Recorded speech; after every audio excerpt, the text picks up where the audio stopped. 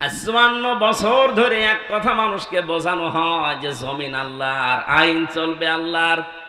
এ কথা বলতে গেলেই যারা আমাদের বিরুদ্ধে অবস্থান নিয়ে মিথ্যা কথা ছড়িয়ে দেন যে এই দেশে যারা একামতের দিনের দায়িত্ব পালন করে তাদের আকীদা ঠিক নেই, এই ভুয়া ধোঁয়াটা তাদের উপর আপনি দিতে পারলেন। মিথ্যা অভিযোগ একটা। অন্য যে কেউ এখানে আছেন আমি চ্যালেঞ্জ দিয়ে বলতে পারি, কোরআন শরীফ মাথায় নিয়ে বলতে পারি, যাদের উপরে এই মিথ্যা তহমত আপনারা লাগিয়ে জাতির কাছ থেকে আলাদা করতে চান যে জামাত ইসলামী বাংলাদেশের আকীদা ঠিক নেই। কে বলেছে আপনাকে? জামাত ইসলামী বাংলাদেশের আকীদা হচ্ছে জমিন আল্লাহর, আইন চলবে আল্লাহর। এর বাইরে যদি জামাত ইসলামের আকীদা থাকে আমি এক্ষুনি এখান থেকে চলে যাব।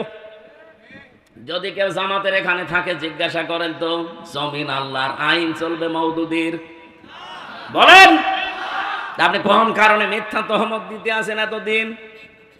যতগুলো অভিযোগ করা হয়েছে তাদের বিরুদ্ধে সবগুলো মিথ্যা, সবগুলো মিথ্যা। যুদ্ধ অপরাধীর তালিকায় তাদের নাম ঢুকিয়েছেন। আর যুদ্ধ অপরাধীর সংজ্ঞা জানেন? যুদ্ধ অপরাধী কাদের বলা হয়? ওই সময় যারা বিনা কারণে যুদ্ধ করেছিল, পাকিস্তানের যারা যুদ্ধ করেছিল তাদেরকে আপনি যুদ্ধ অপরাধী বলতে পারেন। 2 নম্বরে রাজাকার বলা হয় দাড়ি আর টুপি দেখলেই।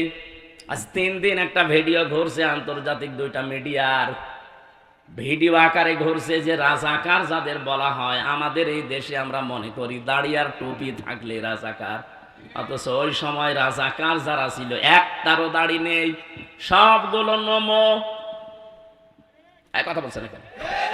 আমার এই যে ভিডিও এখনো আছে। এই দেশে মিথ্যা তথ্য ছড়িয়ে দাড়িওয়ালা টুপিওয়ালা মানুষ রাসূলের আদর্শ যারা মেনে চলে তাদেরকে রাজাকার বানিয়েছে কিছু কুমতলবী মানুষেরা। রাজাকার মানে সাহায্যকারী। যারা ওই জামানায় পাকিস্তানের ওই মিলিটারি বাহিনী যারা এসেছিল তাদের সহযোগী হিসাবে যারা ঠিক ওই ইউনিফর্ম পরে যুদ্ধ করেছিল, আমার ভিডিওতে দেখলাম এখানে RAZK আর লেখা আছে রাজাকার। এই যে পুলিশে যে পোশাক পরে এখানে লেখা থাকে না নেম প্লেট দিয়ে, ঠিক ওইভাবে লেখা আছে। ওদের চেহারার দিকে তাকিয়ে দেখলাম মাথায় ওই পুলিশের মতো টুপি দেওয়া, মুখে একটারও দাড়ি নেই। তাহলে এটা আপনি নিয়ে আসলেন কোন জায়গা থেকে? তার মানে এই মিথ্যা তহমতটা একামতের দিনের ওপরে চালিয়ে এই 54 বছর বাংলাদেশের মানুষকে আসল ইসলাম থেকে দূরে রেখেছিল। আমি চ্যালেঞ্জ দিয়ে বলতে পারি আল্লাহর কসম, জামাতের আকীদা আইন আল্লাহর, জমিনও আল্লাহর। এর বাইরে আকীদা থাকলে আপনি এই মুহূর্তে জামাত থেকে চলে যান। এই মিথ্যা তহমত আর দেওয়া যাবে না। ওমাই ইয়াকসিব খাতিয়াতান আও ইসমান সুম্মা ইয়ারমি বিহি বারিয়ান ফাকাদ ইহতামালা বুহতানা ওয়া ইসমাম মুবিনা। সূরা নিসা 5 নম্বর পারা 15 নম্বর পৃষ্ঠা 10 নম্বর লাইনের 112 নম্বর আয়াত। আমি যত তাফসীর পড়েছি আয়াতের সাথে সব মুফাসসির এক কথাই লিখেছেন। এই ভালো করে শুনেন, আল্লাহ পাক বলেন দুনিয়াতে এমন মানুষ অনেক আছে নিজেরা অন্যায় করে, অপরাধ করে, নিজেরা দোষ করে।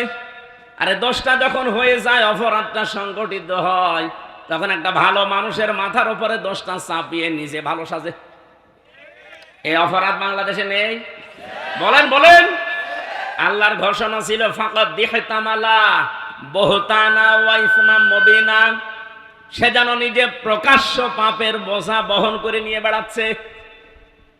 আর যুদ্ধ অপরাধীর নাম দিয়ে, রাজাকারের নাম দিয়ে, আকীদা ঠিক নেই এই নাম দিয়ে যা করেছেন আল্লাহ ঠিক ওইগুলো আপনার মাথার উপরে চাপিয়ে দিচ্ছে। আজ বাংলাদেশের আন্তর্জাতিক অপরাধ ট্রাইব্যুনালের যিনি দায়িত্বে আছে প্রসিকিউটর, উনি জানিয়েছে আসলে আন্তর্জাতিক অপরাধ ট্রাইব্যুনালে যারা অপরাধী, এতদিন যাদেরকে মিথ্যা অভিযোগ দিয়ে অপরাধী বানিয়ে ফাঁসি দিয়ে দিলেন, ওই অপরাধ এখন আপনি যে করেছেন এটার প্রমাণ আছে একেবারে ভিডিও আকারে। বিশেষ করে 24-এরটা তো আছে, 13 সালেরটা নেই। এক কথা বলেন না কেন? যাদের বন্ধ করে রেখেছিলেন সব এখন ফাঁস হচ্ছে। দিগন্ত, ইসলামিক টিভি সব এখন ফাঁস করে দিচ্ছে। আর আমার দেশ, তাদের কাছে তো সব আছেই।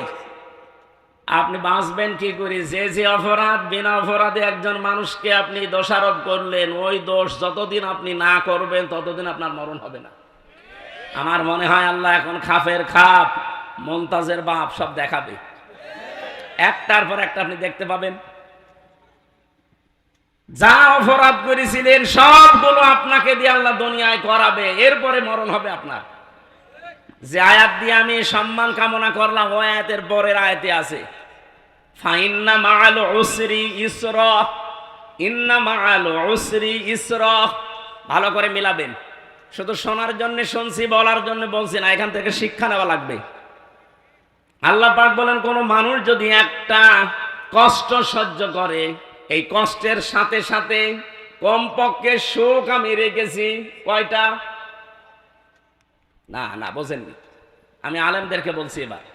এখানে উসরুন শব্দটা 1 বছর না, উসরুন শব্দটা নির্দিষ্ট, এটা মারেফা। এর আগে দেখবেন আলিফ লাম দেওয়া আছে, এর আগে মা আছে, কিন্তু শেষের শব্দ ইসরা, এর আগে আলিফ লাম নেই। এটা না কেরা অনির্দিষ্ট। কেন আল্লাহ এভাবে দিলেন আয়াতটা? চিন্তা করলাম কেন আল্লাহ দিলেন। পরবর্তীতে দেখি আমার নিজের জীবনেই মিলে যাচ্ছে। আপনি নিজের জীবনে এবার আপনি মিলান তো। আল্লাহর বক্তব্য ছিল, যদি একটা কষ্ট কেউ দুনিয়ায় সহ্য করে, কয়টা? বলেন বলেন। আপনি কষ্টের পরে না, কষ্টের সাথে, মা মানে সাথে, সঙ্গে। আল্লাহ বাদ দিতে পারতেন, মা দিয়েছেন। কষ্টের সাথে সাথে, কষ্টের সঙ্গে সঙ্গে, কমপক্ষে ইসরা যেহেতু অনির্দিষ্ট, না কেরা 10 থেকে 70টা সুখ, শান্তি, কল্যাণ দুনিয়া আখেরাতে আপনাকে আল্লাহ দান করবেই।